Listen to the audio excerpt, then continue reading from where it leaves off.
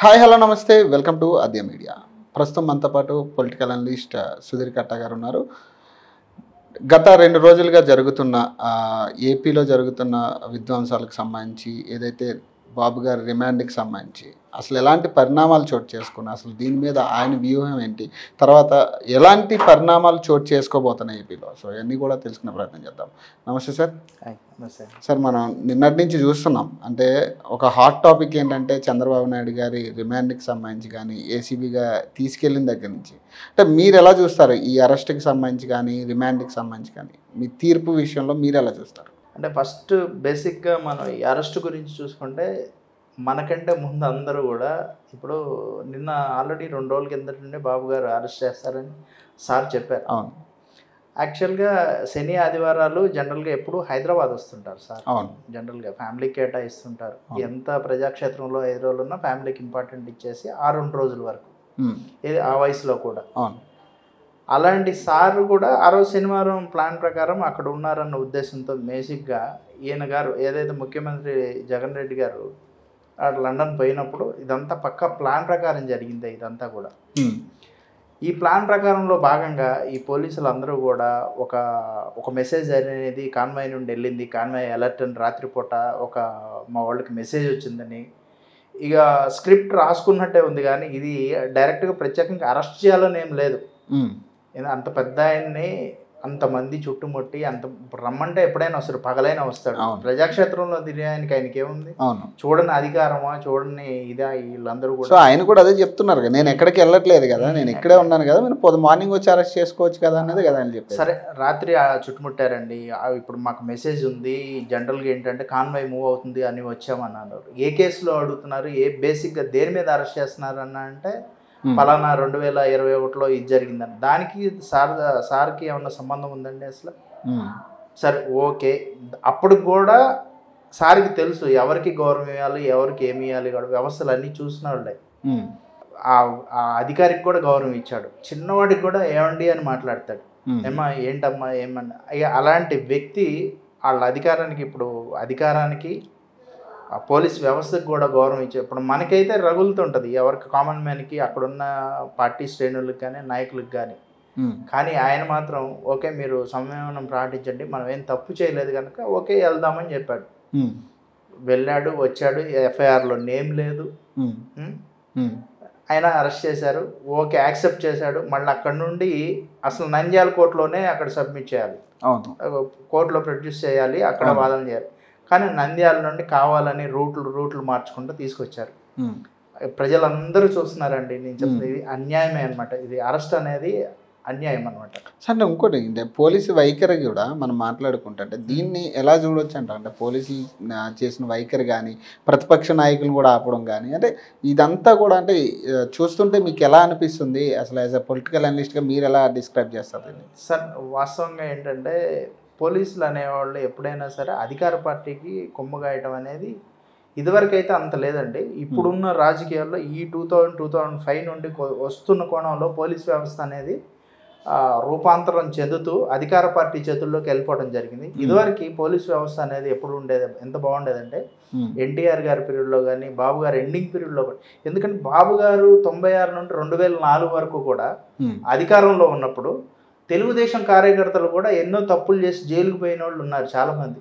అరే ఇప్పుడు rowdy sheeter ఉన్నాయి కొన్ని సందర్భాల్లో కాంగ్రెస్ గవర్నమెంట్లో, అంటే 89 నుండి 94 వరకు కూడా రౌడీ షీటర్లు ఓపెన్ చేయించి కార్యకర్తల మీద కాంగ్రెస్ పార్టీ ఓపెన్ చేయించినవి కూడా బాబు గారు వాళ్ళలో మార్పు వస్తుందేమన్న ఉద్దేశంతో నిజంగా తప్పు చేశారా చేయలేదని. ఇప్పుడు ఒక రైట్ వేలో పోతారు ఆయన గారు, అయినా కానీ తప్పు చేస్తే కూడా నీనా అని భేదం లేకుండా శిక్ష వేసేవాడు.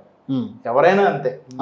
మధ్య లోకేష్ గారు చెప్తుంటారు, నన్నైనా వదలరు, తప్పు చేస్తే ఎవరినైనా వదలరు, బాబు గారికి ఎవరైనా ఒకటే. ఎందుకంటే ఆయన వ్యవస్థలో ఆయన ఒక వ్యవస్థ. బాబు గారు అనేది ఈజ్ నాట్ ఒక వ్యక్తి కాదు నిజంగా. ఎందుకంటే ఇంత 96 నుండి చూస్తున్నాం, ప్రపంచం మొత్తం కూడా తను ఏం చేసినా చూస్తుంటుంది. మామూలుగా ఏం మాట్లాడతాడా, ఏం చెప్తాడని ఎనీ కాన్ఫరెన్సులు కానీ మీటింగుల్లో కానీ. అసలు నేను ఒకటి చెప్తున్నానండి, ఇప్పటికీ కూడా తెలుగు రాష్ట్ర ప్రజలు కానీ ప్రపంచంలో ఆయన ఉన్నారు కానీ బాబు గారిని ఒక్కసారి కలిస్తే చాలు, చూస్తే చాలు, అభిమానిస్తే ఒక్క సెల్ఫీ ఉంటా చాలు అనుకునే వాళ్ళు చాలామంది ఉంటారు. ఇప్పటికి కూడా తెలుగుదేశం కార్యకర్తలు చాలామంది అవకాశం వస్తే ఫోటోలు దిగుతారు సార్. కానీ అంటే స్కిల్ డెవలప్మెంట్ దాంట్లో అంత స్కామ్ జరిగే అవకాశం ఉంటుందా? అంటే 370 కోట్లు చిల్లరే వాళ్ళు చూపించేది, అంటే అంత స్కామ్ జరుగుతుంది అంటారా స్కిల్ డెవలప్మెంట్కి సంబంధించి? సార్ దీన్ని ఒక చిన్న ఎగ్జాంపుల్ చెప్తా. స్కిల్ డెవలప్మెంట్ అనేది 300 కోట్ల అవినీతి జరిగిందన్నారుగా. ఈ అవినీతి జరిగిందన్నాళ్ళు సిఐడి వచ్చింది, అరెస్ట్ చేసింది, బాబు గారిని తీసుకెళ్ళింది. దీనికి ఒక చిన్న ఎగ్జాంపుల్ ఏంటంటే, సపోజ్ మనం అనుకుందాం సార్, మన ఏరియాలోనే ఒక సూపర్ మార్కెట్, ఒక జ్యువెలరీ షాపు, నగల జ్యువెలరీ షాప్ ఉంది. ఈ సూపర్ మార్కెట్లో యజమాని ఏంటంటే, సార్ నా షాప్లో దొంగతనం జరిగింది, ఈ దొంగతనం చేసిన 2 బకెట్లు 2 జగ్గులు, సో సమ్ గ్రోసరీ పోయింది సార్ అని అంటాడు, సమ్ ఐటమ్ పోయినాయి అంటాడు. ఈ లిస్ట్ రాసుకొని వెళ్ళి అటు బామ్మర్దో ఎవరో ఒకళ్ళు, కానిస్టేబుల్ ఎవరో ఒకళ్ళు ఉంటారు, ఎమ్మటే పోలీస్ స్టేషన్లో కేసు, మా బావ కొట్లో దొంగతనం జరిగిందని చెప్పేసి అనుకుంటారు. వెళ్ళి నీకు ఎవరి మీద అనుమానం ఉందంటే, ఆ పక్కన ఉన్న వజ్రాల కొట్టు వ్యాపారి ఉన్నాడు, నాకు ఆయన మీదే అనుమానం ఉంది, దొంగతనం చేసినట్టు. అసలు పోలీసులకి ఎంక్వైరీ లేదు, ఏం లేదు, హుటాహుటిన ఆ వజ్రాల వ్యాపారిని అరెస్ట్ చేశారు. అట్లనే ఈ బాబు గారిని అరెస్ట్ చేయడం కూడా అసలు మనం ఆ కోణంలో చూడొచ్చు. ఏమండి సార్, నేను చెప్తున్నాను, ఇన్ని లక్షల కోట్లు ఇంత రెవెన్యూ చూపిస్తున్నారు, ఇప్పుడే అభివృద్ధి ఆనాడు చేశారు కదా. ఇలా హైదరాబాద్ ఎక్కడున్నాం? హైదరాబాద్ ఎక్కడుంది సార్? ప్రపంచంలో నెంబర్ 1 నగరంగా అభివృద్ధి చెందుతుంది. ఇంత ఇన్ఫ్రాస్ట్రక్చర్ అయినా సార్, ఇప్పుడు ఒక రియల్ ఎస్టేట్ ద్వారా గాను వ్యాపారం చేసో, చిన్న చిన్న కులవృత్తులు చేసుకుంటూ, చదువుకొని జాబులు చేసుకుంటూ మనం డబ్బులు సంపాదించుకుంటూ ఉన్నాం ఇప్పుడు కామన్గా అందరూ. కానీ సారు ఒక హ్యూమన్ రిసోర్స్ని, మానవుని మేధస్సుతో డబ్బులు సృష్టించడం ఎలాగా అనేది బాబు గారు నేర్పింది. ఇప్పుడు ఇన్ని లక్షల కోట్లు అభివృద్ధి చేసిన ఆయనకి 300 కోట్లు ఒక లెక్క సార్. నిజంగా చేయదలుచుకుంటే ఆయన ఇప్పుడు ఆ స్కిల్ డెవలప్మెంట్ అనేది ఉంది. 2016లో నిన్న చెప్పారు రమేష్ గారు, ఆయన 2016 డిసెంబర్కి వెళ్ళిపోయినట్టున్నారు సెంట్రల్ గవర్నమెంట్. అప్పటి వరకు కూడా ఆయన ఆధారాలు చెప్పారు, దీనికి ఎటువంటి సంబంధం లేదు, క్యాబినెట్లో ఆమోదం పొందాకే ఈ ఇంప్లిమెంటేషన్ చేస్తారు. ఇంప్లిమెంటేషన్ చేసిన అధికారుల్లో కూడా ఎవరో ఉన్నారు, అందరు రెడ్డిస్ వీళ్ళందరూ ఉన్నారు కదా, 3 వాళ్ళే ఉన్నారు. అసలు ఇంప్లిమెంటేషన్ చేసేది వాళ్ళ కన్సర్న్లోనే జరుగుతుంది. ఇప్పుడు ఎంత చేసినా పరిపాలన అనేది అధికారుల ద్వారా జరుగుతుంది. ఇన్స్ట్రక్షన్స్ ఇచ్చిన రాష్ట్ర కలెక్టర్లు చేస్తారు, ఐపీఆర్లు చేస్తారు, ఎంఆర్ఓలు చేస్తారు, ఆర్డీఓలు చేస్తారు. ఇలా ఏదైనా అధికారం ఇంప్లిమెంటేషన్ పథకాలైనా సరే అధికారుల ద్వారానే వెళ్తుంటుంది. అంటే అధికారులు తప్పు చేసినట్ట. ఇప్పుడు నిర్ణయాలు ప్రభుత్వానికి కావాల్సిన అనుకూలమే, ప్రజాక్షేమం కోసం కావాల్సిన నిర్ణయాలు అనేది ఆయన ముఖ్యమంత్రిగా ఆయన తీసుకున్నాడు. 4 ఉద్యోగాలు వస్తే తప్ప సార్, ఇప్పుడు తెలంగాణ నుండి విడిపోయింది ఆంధ్ర. 2014లో ఉట్టి చేతులతో వెళ్ళాము. ఆడ ఏముంది సార్, మిగులు బడ్జెట్ ఉందా, లోటు బడ్జెట్తో వెళ్ళలేదు. 8,000 కోట్ల సంథింగ్ లోటు బడ్జెట్. 8,000 కోట్లు. ఆ లోటు బడ్జెట్తో వెళ్ళినప్పుడు డెవలప్మెంట్ అనేది, ఇప్పుడు అక్కడ కూడా ఏం అప్పులేం తేలేదుగా, మన ఆస్తులు తాకట్టు పెట్టి, మన పిఎఫ్లు తాకట్టు పెట్టి ఏం అప్పులు తేలేదుగా. ఆ రోజు కూడా సార్ ల్యాండ్ పుల్లింగ్ అనేది ఉంది సార్, 33,000 ఎకరాలు. ప్రపంచంలో ఏ ముఖ్యమంత్రి కానీ, ఏ మంత్రి కానీ, అన్ని రాష్ట్రాల గవర్నర్లు కానీ ఎవరు కానీ చేయని శాశ్వతమైన నిర్ణయం తీసుకున్నారు సార్. అంత 29 గ్రామాల ప్రజలు 33,000 ఎకరాలని స్వచ్ఛందంగా, పార్టీలకు అతీతంగా, అన్ని కులాల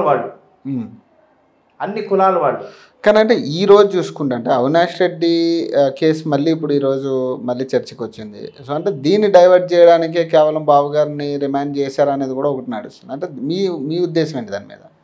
సార్ అది నిజంగా అవినాష్ రెడ్డి గారిని అరెస్ట్ అనేది ఆ రోజు అసలు 100% ఇన్వాల్వ్మెంట్ ఉందా లేదా అనేది అసలు రాష్ట్రాన్ని వదిలేస్తే, మనందరం వదిలేస్తే, అక్కడున్న లోకల్ పులివెందుల ప్రజలకి వాళ్ళకి తెలుసు సార్. అక్కడ అసలు వివేకానంద రెడ్డి గారు ఏంటి, ఆయన మనస్తత్వం ఏంటి, ఆయన నేపథ్యం ఏంటి అనేది అక్కడ ప్రజలకు తెలుసు. ఎందుకంటే అక్కడ లోకల్ విషయాలు మాట్లాడుకుందాం. ఇప్పుడు రాజశేఖర రెడ్డి గారు చనిపోయారు సార్. ఇప్పుడు కుటుంబానికి పెద్ద ఎవరు ఉంటారు, అన్నదమ్ములు ఉన్నారు అనుకోండి. ఆ కుటుంబం ఉమ్మడి కుటుంబాలు విలువలతో వచ్చిన వాళ్ళు. ఇప్పుడు తండ్రి తర్వాత తండ్రి అంతటోడు వివేకానంద రెడ్డి గారు. అప్పటికి కూడా ఆయన మనసులో నాన్న కొడుకు, నాన్న కూతురు, నా వదిన అనే ఆ ఇదిలో డెఫినెట్గా. చెప్తున్నాను సార్. ఆ రోజు కూడా వివేకానంద రెడ్డి గారు గొడ్డలి వేటు కత్తి వేట్లు తల మీద పడ్డప్పుడు కూడా నా కొడుకు చంపించాడనే ఇది కూడా ఆయనకు ఉండుండదు పాపం. అసలు నోరు లేని పశువుల్ని నరికినట్టు నరికారు సార్. ఏం సార్ ఆయన చేసిన పాపమా? అంటే ఎలక్షన్లో నిల్చుంటాను అంటాం తప్ప ఆయనకి ఇది లేదా, నిల్చోలేడా? బాబాయ్ కొడుకేగా, ఈయన ఆగొచ్చు కదా. కానీ అంటే ఇప్పుడు ఆ టాపిక్ తీసుకొచ్చినందుకు కూడా లోకేష్కి నోటీసులు పంపించడం జరిగింది కదా. ఇప్పుడు అదే మా చర్చిలో పెట్టినందుకు ఒక ఫ్లడ్ చూపించినందుకు దాని మీద కేసు కూడా నోటీస్ వచ్చింది కదా మొన్న కూడా. సార్ వాస్తవం చూపించారు సార్, ఏమన్నా ఇప్పుడు లేనిది ఏమన్నా కల్పించారా సార్? నిజంగా చెప్పండి. ఇప్పుడు మర్డర్ జరిగింది ఆ రోజు, ఎమ్మటే బయటకు వచ్చి అవినాష్ రెడ్డి గారు వీడియో అంతా ఉంది కదా, గుండెపోటు వచ్చింది అన్నాడు, ఒకసారి తలనొప్పి వచ్చింది అన్నాడు, రక్తం మార్కులన్నీ తుడిచారు. మరి ఎవరు తుడిచారో అంతా క్లియర్ చేసిన ఎవ్రీథింగ్ ఎవిడెన్స్లన్నీ సిబిఐ దగ్గర ఉన్నాయి. ఇప్పుడు ఈ సిబిఐ మొత్తం ఛార్జ్ షీట్ అంతా ఫైల్ చేసింది. ఎవరెవరు ఇన్వాల్వ్మెంట్, ఎవరెవరు అక్యూజ్డ్, ఎవరు కన్సర్న్లో జరిగింది, వివేకానంద రెడ్డి గారితో ఎవరు ఉన్నారు, ఆ రోజు చంపిన వాళ్ళు ఎవరు అనేది ఎవ్రీథింగ్ కూలంకుషంగా పాయింట్ టు పాయింట్ రాసింది సార్. ఇప్పుడు దాన్ని డైవర్ట్ చేయడానికి, అంటే ఇప్పుడు ఈ కేసులన్నీ డైవర్ట్ చేయడానికి కేవలం దీని ముందు పెట్టారనుకోవచ్చా చంద్రబాబు నాయుడు గారు? 100% అండి. ఇప్పుడు ఎందుకని అనుకోవచ్చు అంటే కూడా అక్కడ వివేకానంద రెడ్డి గారి కేసు విషయంలో ఇప్పుడు అవినాష్ రెడ్డికి సునీతారెడ్డి గారి కేసు వాయించేది లోత్రా గారు. ఇప్పుడు ఈయన గారిని ఇటు రప్పిస్తే అక్కడ కొంచెం అక్కడ బెయిల్ వస్తుంది, లేదంటే కనుక అక్కడ ప్రొలాంగ్ చేయొచ్చు. ఈ గ్యాప్ ఎంత సార్? నిజంగా ఒక దొంగవాడు అన్నాడు అనుకోండి సార్, ఇప్పుడు ఆ రోడ్లో పోలీస్ జీప్ రాలేదనుకో, ఆ బ్యాంకు ఏటీఎం దొంగతనం చేయగలుగుతారు. అంతేనా? అంతే. ఇప్పుడు ఈ లోత్రా గారు అనే వాళ్ళు అక్కడ లేరనుకో, ఏదైనా చేయొచ్చు, తప్పించుకోవడానికి అవకాశం ఉంటుంది కదా. దొంగోడికి అవకాశం ఎలా ఇస్తున్నామో ఇలాంటి నిందితులకు కూడా అవకాశం దొరికినట్టే. ఇప్పుడు లోత్రా గారు ఉన్నారు, సామాన్యమైన వ్యక్తి ఏం కాదు కదా. సార్ ఇలాంటివన్నీ చీప్ పాలిటిక్స్ మనం మాట్లాడుకోవడం కదా సార్. ఏపీ ప్రజలు గమనిస్తున్నారు. అంటే ఏపీ ప్రజల మీద ఎంత ఎఫెక్ట్ ఉంటుంది? ఇప్పుడు ఈ కేసు నడుస్తుంది ఆల్రెడీ, దీనికి సంబంధించి రిమాండ్ ఇవ్వడం కానీ, బంధుకు పిలుపునివ్వడం కానీ, ఇవన్నీ చూస్తుంటే అంటే ఏపీ ప్రజలకి దీని ఎఫెక్ట్ ఎంతవరకు పడుతుంది అంట సార్? నిన్నటి వరకు, మొన్న శనివారం ఉదయం వరకు కూడా ఒక న్యూట్రల్గా ఉన్నవాళ్ళు, మధ్యతరగతి కుటుంబాలు కానీ అనగారిన అందరూ కూడా, ఎవరైనా సరే కామన్ మ్యాన్ కూడా అప్పటి వరకు న్యూట్రల్గా ఉన్నవాళ్ళు. ఇప్పుడు ఈయన ఏం చేస్తాడంటే, నేను ఆ పథకాలు ఇస్తున్నా, ఈ పథకాలు ఇస్తున్నా, కళ్ళబుల్లి కబుర్లు చెప్పుకుంటా అక్కడ డబ్బులు తెచ్చి ఇక్కడ డబ్బులు తెచ్చి మసిపూసి మారేడుకాయ చేసి అందరికీ తెలిసిపోయింది. ఉద్యోగస్తులు అయితే ఎట్లాగో నమ్మరాయి. ఇప్పుడు ఆ నమ్మే కొంతమంది కూడా, ఆ 20%, 15% కూడా నిన్న బాబు గారి అరెస్టుతో జనాలందరికీ ఆల్రెడీ డిసైడెడ్ అనమాట. వేద్దామా వద్దనుకొని ఊగిసలాడే వాళ్ళందరూ కూడా డిసైడ్ అయిపోయారు, ఇది అన్యాయమైన అరెస్ట్ అని. రేపొద్దున వాళ్ళ రిజల్ట్ అనేది వాళ్ళు మాట్లాడకపోవచ్చు కొంతమంది, ఎందుకంటే ఎవరైనా భయపడతాం కదా సార్, కుటుంబానికో, పిల్లలకో, వ్యవస్థకో, దేనికో దానికి భయం అనేది కంపల్సరీగా అందరికీ ఉంటుంది.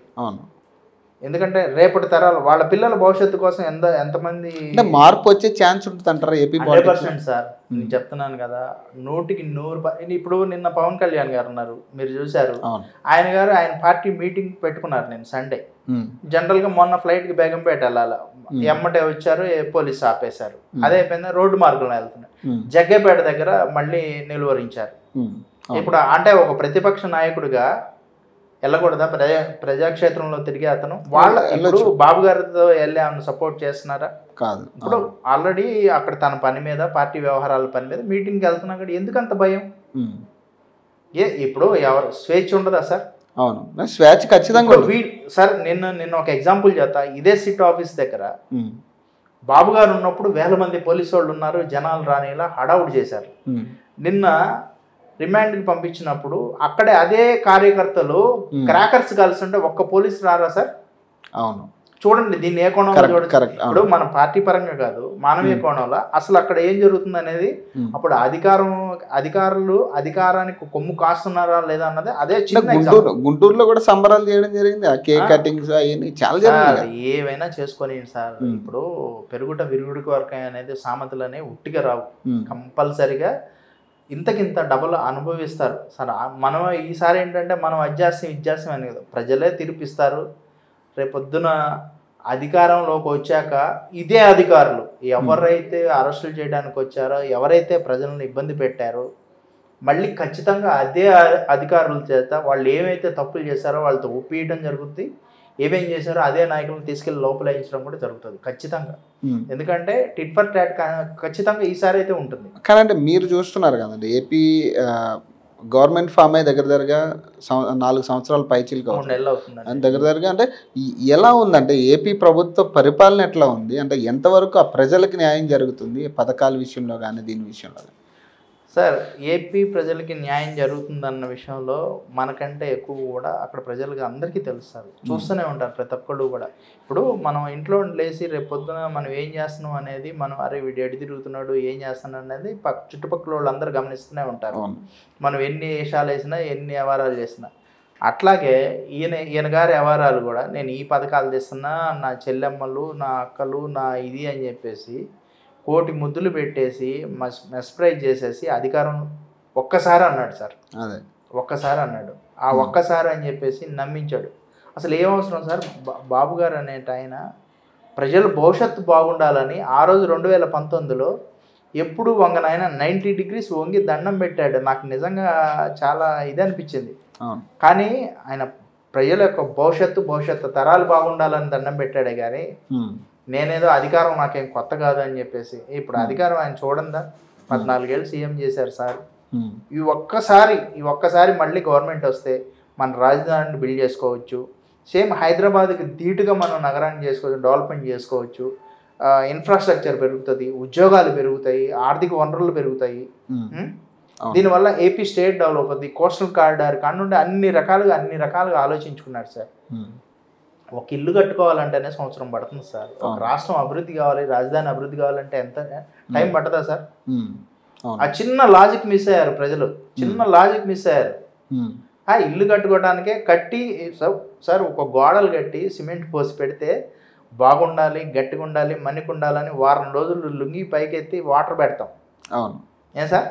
మన్నిక ఉండాలి. అదే రాష్ట్రం బాగుండాలి, పిల్లర్లు వేసి ఇవన్నీ చేయాలంటే ఆయన ప్రతిదీ మంచిగా ఆలోచిస్తాడు సార్. మనమే తప్పుడుగా ఆలోచించి ఆయన విషయంలో ఎప్పుడు కూడా ప్రజలమైన మనమే తప్పు చేస్తున్నాం అనిపిస్తుందేమో నాకైతే.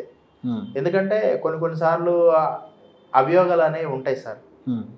అభియోగాలు ఆయన దేనికే అర్హుడు, దేన్నైనా సరే అన్నిటినీ భరిస్తాడు. సో అంటే ఇప్పుడు నెక్స్ట్ ఎలా ఉంటుంది అంటారు? అంటే ఇప్పుడు రిమాండ్ చేశారు, 14 రోజులు టైం ఉంది, హైకోర్టుకి వెళ్తున్నారు. అంటే ఎలా ఉంటుంది? అంటే హైకోర్టులో కూడా బెయిల్ వచ్చే ఛాన్స్ ఉంటుందా, లేకపోతే ఎంతవరకు ఛాన్స్ ఉండొచ్చు? ఖచ్చితంగా వస్తుంది సార్. న్యాయ వ్యవస్థ మీద అయితే పూర్తిగా నమ్మకం ఉంది మాకైతే. అంటే తీర్పు జెన్యూన్గా జరుగుతుంది అంటారా న్యాయ వ్యవస్థలో? ఇప్పుడు నిన్న చూసిన దాన్ని బట్టి ఇప్పుడు జెన్యూన్గా జరుగుతుందా అంటే ఇప్పుడు మనం ఏమి చెప్పలేము సార్. ఇప్పుడు న్యాయ వ్యవస్థని ఇప్పుడు మనం అలా అన్నా ఇలా అన్నా ఏంటంటే సెక్షన్ 409 పెట్టారు. ఏదంటే ఇట్స్ ఎ క్రిమినల్ కేసు అని ఇప్పుడు కొత్తగా అనమాట. దానికి పెట్టినప్పుడు అవినీతి జరిగిందన్న ఆరోపణలు, దాంట్లో యాక్చువల్లీ ఎవిడెన్స్ లేవు. ఎవిడెన్స్ లేదు కదా, ఎవిడెన్స్ లేదు. ఆయన లోద్రా గారు అన్నారు ఏది కాల్ డేటాను కూడా సబ్మిట్ చేయాలి, సిఐడి అధికారులు కానీ పోలీసు కానీ వారిది కానీ కాల్ డేటా కూడా తీసుకోమని చెప్పి ముందే అడిగారు. అవును. దానికి ఏది కానివ్వకుండా కంపల్సరిగా ఇది మరి ఎవరు చేశారో ఎవరు ప్రోద్బలంతో జరిగింది కానీ అది వాళ్ళకి తెలుసు. అవును, అధికారులకి తెలుసు. ఇప్పుడు అక్కడ ఉన్నారు సార్, నిన్ననే చూస్తూనే ఉన్నారు. ఆయన సిఐడి ఆఫీసులో ఉన్న, కోర్టు హాల్లో ఉన్న, అవకాశం దొరికితే సెల్ఫీలు తీసుకోవడానికి వచ్చారు సార్, ఎగబడ్డారు సార్. అంత గుండెల నిండా అభిమానం ఉంది ఆయన అంటే. సో ఎవరికైనా అలాంటిది ఈ జడ్జిమెంట్ సార్, ఈ జడ్జిమెంట్ అనేది అనుకూలంగా రాలేదు పాపం. ఖచ్చితంగా సార్ దీనికి ఇంతకింత రేపు పొద్దున ఇవాళ ఏం రావచ్చు, లేకపోతే 2-3 రోజులు టైం పట్టచ్చు, కానీ న్యాయమే గెలుస్తుంది ఖచ్చితంగా. మళ్ళీ దీని మీద పోరాటం అనేది జరుగుతుంది. సార్ ఒక నువ్వు అన్నా కానీ ఈసారి ఈ యొక్క విషయం ఈ పడ్డది ఇప్పుడు ఒకటి సార్, ఒక నిప్పుకి మనం ఏమన్నా మరకలు పొయ్యగలుగుతామని చెప్పండి? నిప్పుకి మరకలు ఏమన్నా పొయ్యగలుగుతామా? నలుపు వల్ల కాదు, ఎవరి వల్ల కాదు. ఎన్ని చేసినా ఏముంటుంది?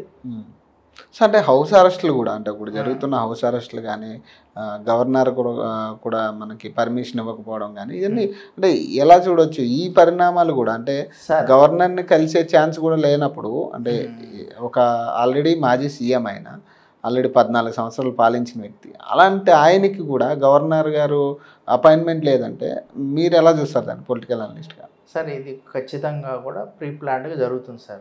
ఇది నేను ఎందుకు అనుకుంటున్నాను అంటే, ఇప్పుడు నా వ్యక్తిగత అభిప్రాయం, ఇది మనం ఏం తీసుకుంది కాదు.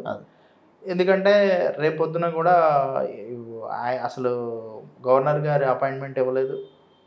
ఈ లీడర్లు అందరిని లోపల పెడితే ఒకళ్ళు బయటకు వచ్చేస్తే బైండ్ ఓవర్ కేసులు పెడతారు ఖచ్చితంగా. ఎందుకంటే రేపొద్దున ఈ కేసులు అనేవి సెక్షన్ 30 లాంటిది ఏదో ఉందని అన్నారు. నాకు నిజంగా దాని మీద అవగాహన లేదు. ఇప్పుడు ఇలాంటి కేసులు పెట్టేసి రేపొద్దున అరెస్ట్ చేసి వాళ్ళు 6 నెలలు 7 నెలలు ఇలాంటి భయభ్రాంతులు చేస్తున్నారు సార్. అయినా కానీ ఎక్కడ ఆగట్లేదు. ఈ రోజు బంద్ చూశారు మీరు, అన్ని చోట్ల బంద్ మొత్తం రాష్ట్రం మొత్తం ఫుల్ సక్సెస్ అయిపోయింది. స్వచ్ఛందంగా షాపింగ్ మాల్స్ కానీ, షాపులు కానీ, చిన్న చిన్న వ్యాపారస్తులు కానీ, ఇప్పుడు వాళ్ళు పెద్దదాకే అవసరంలా చిన్న వ్యాపారస్తులు అందరూ కూడా ఆటోలు కానివ్వండి అందరూ స్వచ్ఛందంగా చేశారు బంద్. సరే ఈసారి రాష్ట్రం పరిస్థితి ఎలా ఉంటుంది? ఏపీ రాష్ట్రం పరిస్థితి ఈసారి 100% తెలుగుదేశం పార్టీ అధికారంలోకి వస్తుంది, రావటం గ్యారంటీ అనమాట. మైలేజ్ ఎంతవరకు మైలేజ్ కూడా చూసుకోవచ్చు అంటారు దీని బేస్? 100% అండి. ఈ యొక్క అరెస్ట్తో తెలుగుదేశం పార్టీ ఒక్కింత కూడా కాదు, ఎక్కువ అనుకోవచ్చు. ఆల్మోస్ట్ ఆల్ నిన్న పడ్డ బాధ, ప్రజలు పడ్డ బాధ నేను చెప్తున్నాను సార్. ఆంధ్ర రాష్ట్రం ఎలక్షన్ రిజల్ట్ వస్తుంది చూసారా, ఆ రిజల్ట్ వస్తున్నప్పుడు మన అందరం కూడా, లేదంటే వన్డే క్రికెట్ మ్యాచ్ ఫైనల్ చూస్తున్నప్పుడు ఎవరు లాస్ట్ బాల్కి 6 పడుద్దా లేదా అని అనుకుంటామే, ఆ కోణంలో ఉత్కంఠతో ఎదురు చూసాం ప్రపంచం. నిన్న మొత్తం తెలుగు ప్రజలందరూ కూడా మీరు చూసే ఉంటారు నిన్న 2 రాష్ట్రాలు. కానీ అంతకంత అనుభవించాం సార్, అంతకంత అనుభవించాం. కానీ దీనికి రిజల్ట్ నిన్న అనుకూలంగా రాకపోవచ్చు, కానీ ఇదే రిజల్ట్ రేపు ఓట్ బాక్స్లో ఖచ్చితంగా రిజల్ట్ అనేది ప్రజలు ఇస్తారనే నమ్మకం ఉంది. డిసైడెడ్ అనమాట 100%. ఎవరు లేదు సార్, ఒక్కళ్ళు 10 మందితో తోడవుతారు, ఏం చేయాలో వాళ్ళకి తెలుసు. ఈసారి కార్యకర్తలు కాదు కదా, ఉద్యోగస్తులు డిసైడ్ అయిపోయారు, కార్యకర్తలు డిసైడ్ అయిపోయారు. సార్ కార్యకర్తలే ఉన్నారు ఈరోజు చెప్తున్నాను, తెలుగుదేశం పార్టీ కార్యకర్తలు. వాడికి పంట, ఒక రైతు ఉన్నారు సార్ కార్యకర్త అనుకోండి, పంట వచ్చి వర్షాలు వచ్చేసి పంట పోయినా కానీ పట్టించుకోడు, మళ్ళీ రేపొద్దున. కానీ అదే పార్టీకి ఏదన్నా అయిందంటే గుండె విలువలాడిపోద్ది సార్. నాయకుడి కన్నా ఉంటుందో లేదో కానీ చాలా ఆత్మహత్యలు కూడా జరిగినట్టు, ఆత్మహత్యలు తర్వాత విషయంలో కూడా చాలా. ఒక విషయం చెప్తాను, మొన్న మాచర్లలో చంద్రయ్య గారు అని ఉన్నారు, కరుడు కట్టిన నాయకుడు. పాపం ఆయన బ్రహ్మానంద రెడ్డి గారికి నియోజకవర్గ ఇన్ఛార్జ్ ఇచ్చారని చెప్పేసి ఆ గ్రామం నుండి ఒక 300 మందిని తీసుకెళ్ళాడు ఆ మీటింగ్కి. తెల్లారి ఆ ఊరిలో వచ్చిన వైసీపీ లీడరు వాళ్ళ నాన్న పాపం సంక్రాంతి పండుగ భోగి రోజు ముందో అంతకుముందో వస్తుంటే ఎదురుబడి బండిని తన్ని పడుకోబెట్టి వాళ్ళ నాన్న, ఆ వైసీపీ లీడర్ వాళ్ళ నాన్న ఆయన లుంగి తీసి పాపం చంద్రయ్య గారి కాళ్ళకు కట్టి కొడుకు గొంతు మీద కూర్చొని నువ్వు జై జగను జై వైఎస్ఆర్సీపీ అనమంటే అప్పుడు కూడా జై చంద్రబాబు గారు జై తెలుగుదేశం పార్టీ అని చెప్పేసి అన్నాక కూడా పీకలు కోసారు సార్. ఇంతకంటే దారుణం ఏమైనా ఉంటుందా? నిజంగా అనిపిస్తుంది అసలు ఆ కార్యకర్తల దేనికి సరిపోమేమో ప్రాణత్యాగాల ముందు. సో ఇప్పుడు నన్నం సుబ్బయ్య గారు ఏంటంటే, ఇప్పుడు అసలు మాస్క్ అడిగిన రామకృష్ణ గారు, ఇప్పుడు నిన్న కూడా చాలా ఇదైతే జరిగింది కదా, హార్ట్ అటాక్ లో చాలా మంది మరణించడం జరిగింది. నిన్న కూడా ఏంది సార్, ఎంతమంది నిజంగా చనిపోయారంటే బాబు గారి మీద ఉన్న అభిమానం అలాంటిది సార్. భవిష్యత్తు ఏమైంది, భవిష్యత్తు తరాలు ఏమవుతాయి అన్న బాధతో వీళ్ళందరికీ. కానీ ఇప్పుడు బాబు గారు ఉంటే బాగున్నాడు అనే ధైర్యం. ఇదివరకు ఇతర దేశాలకు పోయినా, ఎక్కడికి పోయినా, యూనివర్సిటీలో కానీ ఎక్కడ మీటింగ్లు పోయినా, విచ్ కంట్రీ ఎవరు అంటే ఇండియా అంటే విచ్ స్టేట్ అంటే ఏపీ ఆంధ్రప్రదేశ్ చంద్రబాబు అని అనేవాడు. ఇప్పుడు ఇది లేదు. ఇప్పుడు పోండి, యూ జగన్ చీటింగ్ జగన్ అంటారు, కరప్టెడ్ జగన్ అంటారు. They know very well. మీరు గూగుల్లో కొట్టినా ఇప్పుడు అందరూ చెప్పేది అదే కదా, పొలిటికల్ అనలిస్ట్ ఎక్కడైనా సరే గూగుల్లో who is the corrupted CM అంటే జగన్ అనే వస్తుంది. Right, thank you sir, thank you for coming. So చూసారు కదా, అంటే రాబోయే రోజుల్లో ఇంకెలాంటి మార్పులు జరుగుతాయి, లేకపోతే ఎలాంటి అసలు బెయిల్ వస్తుందా రాదా. సో మరొక ఎపిసోడ్లో మళ్ళీ కలుద్దాం. అప్పటి వరకు నేను మీ పవన్.